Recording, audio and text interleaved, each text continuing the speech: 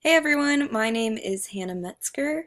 I am in the middle of completing my double dogs for elementary education this summer with the gifted endorsement. This fall, I will be teaching third grade at Statham Elementary School. I also did my full-time student teaching at Statham in the fall with their gifted ELA teacher, and then I had a long-term sub job in third grade at Statham in the spring, so I'm excited to get to continue teaching there in August. A little bit more about me. I am from Madison, Wisconsin.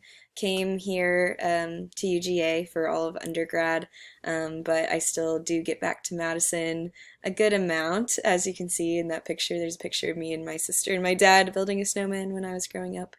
Um, I have always wanted to be a teacher. That other picture is from me helping out with my grandma's preschool class back in the day, which kind of sparked my interest in teaching.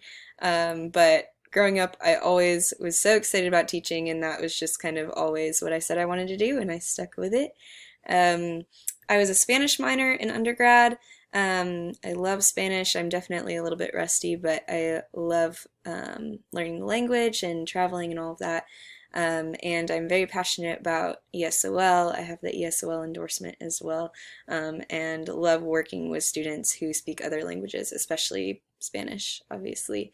And my favorite subject to teach is writing. I love reading kids' writing and teaching them how to improve in that.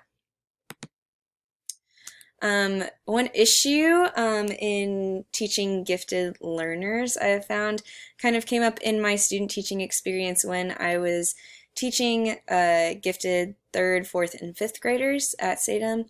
I noticed that a lot of kids who were placed in gifted were generally more gifted in math or more gifted in ELA. However, a lot of them were required to take both advanced math and advanced ELA if they were going to be part of the gifted program. It was kind of, if you qualified for one, you were going to be in both, which to me didn't make a whole lot of sense. One case was with this student who I won't name, but I have a picture with him here in our Spider-Man shirts. But he was one who I taught for gifted ELA, but he really honestly struggled a lot with gifted ELA. I probably would have recommended him more for just a general education ELA class, but he was very gifted in math. So he was one where that this issue kind of applied to, where it didn't make a whole lot of sense for all students to be in both gifted classes. So that's an issue that I'm interested to talk more about, is whether or not gifted classes should be applied to all subjects or if it should be more specialized. My favorite part of teaching gifted learners is students' excitement for learning and just their investment in niche interests and talents. I found with a lot of gifted students I've worked with that they just have such interesting passions and are so excited to learn more about them and to invest more time and energy into learning more about them.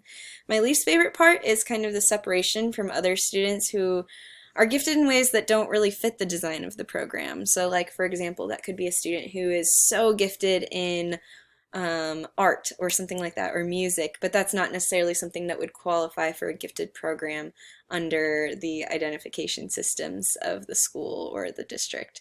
And so that's something that I struggle with gifted teaching, is since each program kind of has its own identification methods and systems of qualification, that it kind of does tend to always have some group of gifted students getting the short end of the stick where they're not really qualifying for that specific kind of gifted program. So that's another thing I'm interested to talk about in this class. Thanks for listening.